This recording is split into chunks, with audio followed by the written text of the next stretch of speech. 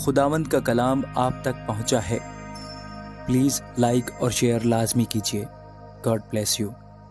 لوکا 16واں باب۔ پھر اس نے شاگردوں سے بھی کہا کہ کسی دولت مند کا ایک مختار تھا۔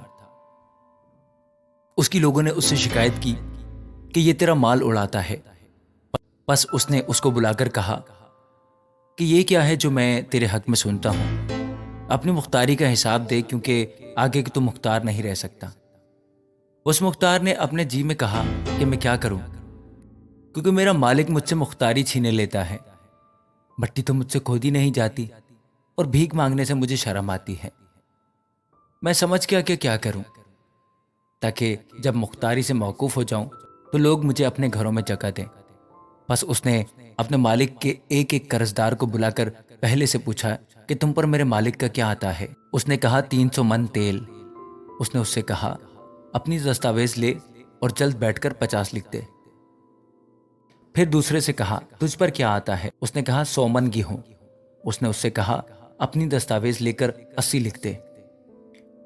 اور مالک نے بے ایمان مختار کی تعریف کی، اس لیے کہ اس نے ہوشیاری کی تھی، کیونکہ اس جہان کے فرزند اپنے ہم جنسوں کے ساتھ معاملات میں نور کے فرزندوں سے زیادہ ہوشیار ہیں۔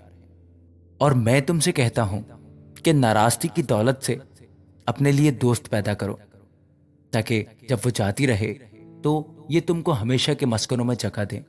جو تھوڑے میں دیانتدار ہے وہ بہت میں بھی دیانتدار ہے، اور جو تھوڑے میں بد دیانت ہے وہ بہت میں بھی بد دیانت ہے۔ بس جب تم ناراض دولت میں دیانتدار نہ ٹھہرے تو حقیقی دولت کون تمہارے سپرد کرے گا؟ اور اگر تم بیگانہ مال میں دیانتدار نہ ٹھہرے تو جو تمہارا اپنا ہے اسے کون تمہیں دے گا؟ کوئی نوکر 2 مالکوں کی خدمت نہیں کر سکتا، کیونکہ یا تو ایک سے عداوت رکھے گا اور دوسرے سے محبت، یا ایک سے ملا رہے گا اور دوسرے کو ناچیز جانے گا۔ تم خدا اور دولت دونوں کی خدمت نہیں کر سکتے۔ فریسی جو زردوست تھے ان سب باتوں کو سن کر اسے ٹھٹھے میں اڑانے لگے۔ اس نے ان سے کہا کہ تم وہ ہو کہ آدمیوں کے سامنے اپنے آپ کو راست باز ٹھہراتے ہو، لیکن خدا تمہارے دلوں کو جانتا ہے، کیونکہ جو چیز آدمیوں کی نظر میں عالی قدر ہے وہ خدا کی نظر میں مکروہ ہے۔ شریعت اور انبیاء یوحنا تک رہے، اس وقت سے خدا کی بادشاہی کی خوشخبری دی جاتی ہے، اور ہر ایک زور مار کر اس میں داخل ہوتا ہے۔ لیکن آسمان اور زمین کا ٹل جانا شریعت کے ایک نقطہ کے مٹ جانے سے آسان ہے۔ جو کوئی اپنی بیوی کو چھوڑ کر دوسری سے بیاہ کرے وہ زنا کرتا ہے، اور جو شخص شوہر کی چھوڑی ہوئی عورت سے بیاہ کرے وہ بھی زنا کرتا ہے۔ ایک دولت مند تھا جو ارغوانی اور مہین کپڑے پہنتا اور ہر روز خوشی مناتا اور شان و شوکت سے رہتا تھا، اور لازر نام ایک غریب ناسوروں سے بھرا ہوا اس کے دروازے پر ڈالا گیا تھا۔ اسے آرزو تھی کہ دولت مند کی میز سے گرے ہوئے ٹکڑوں سے اپنا پیٹ بھرے، بلکہ کتے بھی آ کر اس کے ناسور چاٹتے تھے۔ اور ایسا ہوا کہ وہ غریب مر گیا، اور فرشتوں نے اسے لے جا کر ابراہیم کی گود میں پہنچا دیا، اور دولت مند بھی موا اور دفن ہوا۔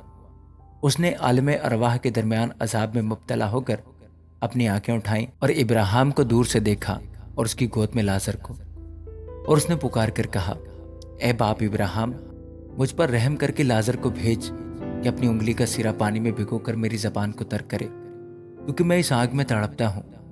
ابراہیم نے کہا بیٹا، یاد کر کہ تو اپنی زندگی میں اپنی اچھی چیزیں لے چکا، اور اسی طرح لازر بری چیزیں، لیکن اب وہ یہاں تسلی پاتا ہے اور تو تڑپتا ہے۔ اور ان سب باتوں کے سوا ہمارے تمہارے درمیان ایک بڑا گھڑا واقعہ ہے، ایسا کہ جو یہاں تمہاری طرف پار جانا چاہیں نہ جا سکیں، اور نہ کوئی ادھر سے ہماری طرف آ سکے۔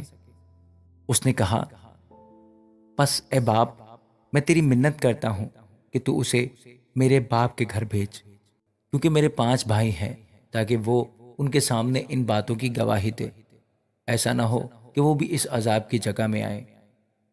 ابراہیم نے اس سے کہا ان کے پاس موسیٰ اور انبیاء تو ہیں، ان کی سنیں۔ اس نے کہا نہیں ہے باپ ابراہیم، ہاں اگر کوئی مردوں میں سے ان کے پاس جائے تو وہ توبہ کریں گے۔ اس نے اس سے کہا کہ جب وہ موسیٰ اور نبیوں ہی کی نہیں سنتے تو اگر مردوں میں سے کوئی جی اٹھے تو اس کی بھی نہ مانیں گے۔ آمین۔